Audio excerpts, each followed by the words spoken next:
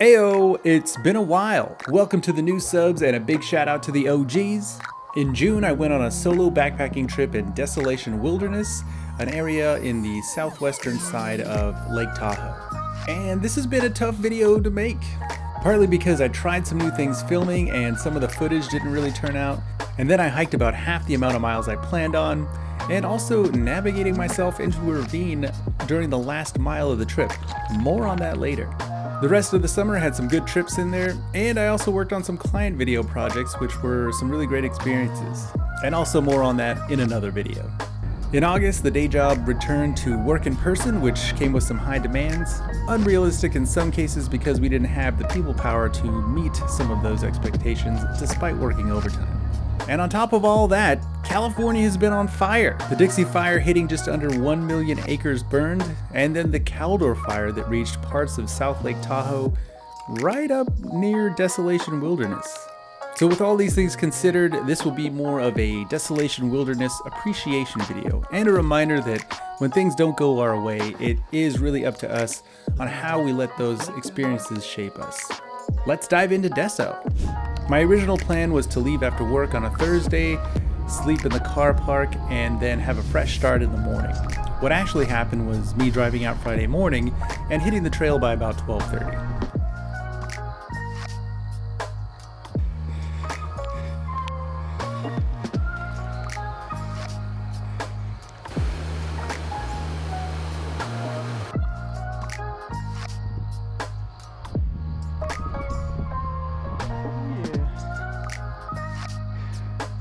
Confident in my cardio, I felt like I could make up time. However, since this was early June, there was still a lot of snow on the ground, and I did not account for how much the snow would slow me down.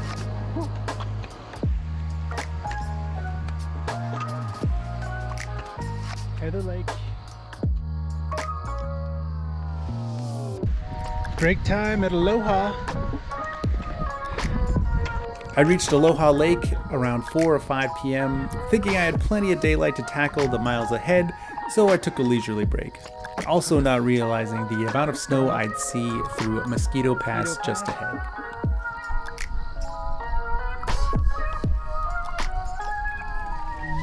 Got about 5 miles to go. It's 5 o'clock. I could be done now. And we're trying to do 20 tomorrow. Ooh-wee! A little strenuous. Another important thing to note, this much snow means a lot more creek crossings, so plan on those wet feet days.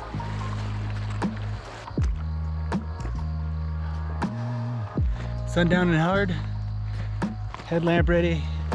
I had to switch to a headlamp and my glasses for HD vision as I made it into camp, where I basically threw up the tent, had a bar for dinner, and called it a night. Oh mama. Day 2.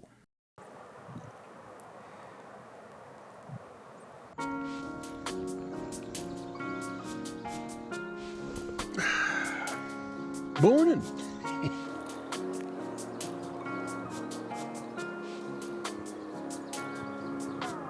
Finalizing morning prep. There's a creek or river back there, so I'm gonna fill up on water, make some breakfast, and then Silver Peak. So there's 2 big climbs, and it should be mostly downhill. This ambitious fellow ate some breakfast, pumped water, and then hit the trail. A lot of down trees.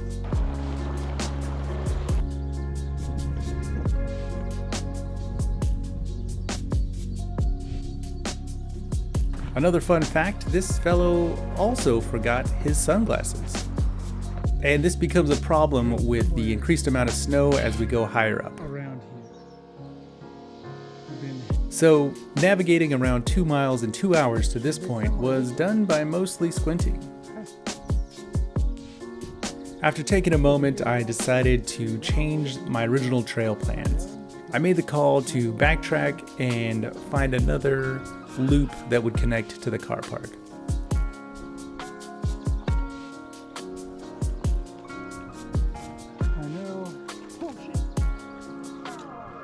Coincidentally, on my way down, I came across two hikers from the East Coast in shorts heading up the way I came. They were clearly more accustomed to hiking in the snow, sunglasses and all. Mad respect to those two, and you boys got some learning to do.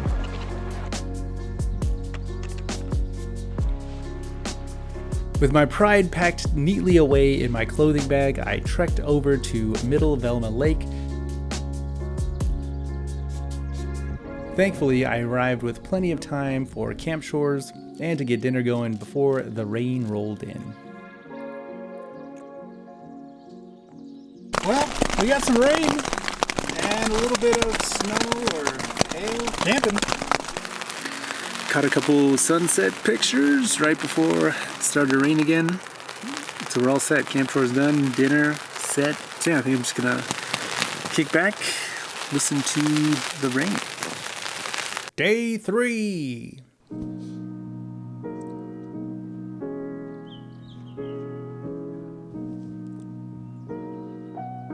With a full night of rest, I got up early and tended to some camp chores, breaking camp by a personal record of 8:30.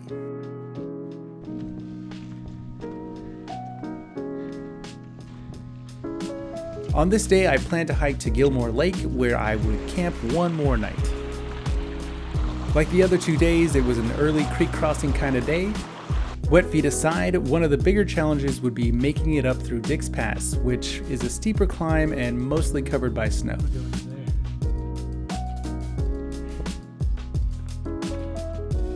Trail cuts back there.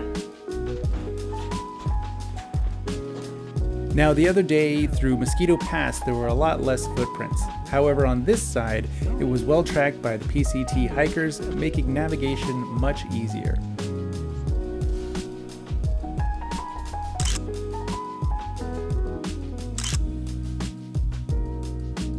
After taking in some views and grabbing some obligs, some of those obligatory shots at the top, I made it down Dick's Pass and to Gilmore Lake by lunchtime, where I debated setting up camp or pushing on.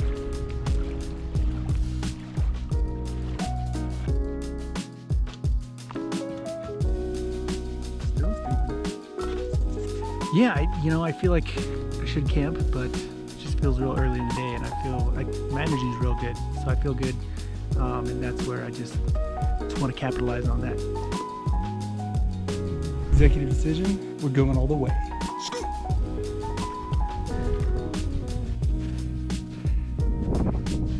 And if you're ever out here, no trip to Desolation Wilderness is complete without a trip to Mount Talac.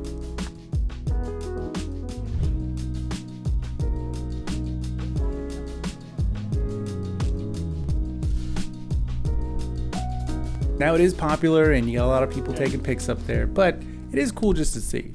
And it's one of the higher parts in this section. After a leisurely break, I headed down what seemed to be a shorter trail with no backtracking, and that's when things got a little hairy. At this point, I'm feeling really great about the trip despite the snow slowdowns, unaware that I'm about to spend the next hour and a half navigating through a ravine.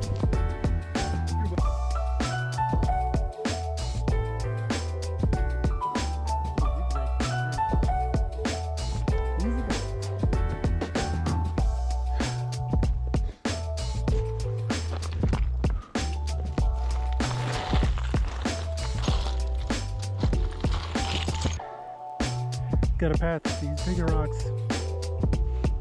By the end of it, I am wiped out, maybe even a little defeated. But after some reflection on this trip, setbacks aside, I still got out there. Yes, I hit some obstacles, was able to overcome some, and had to reassess some of the others, which is what you're supposed to do.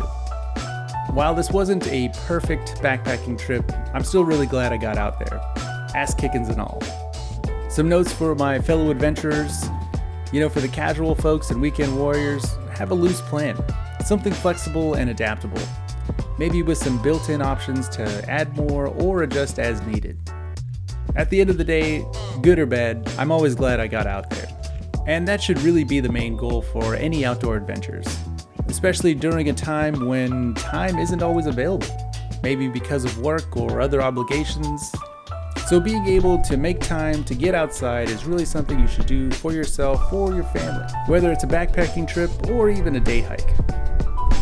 On that note, get outside and find some nature. Thanks for watching, and we'll catch you on the next one.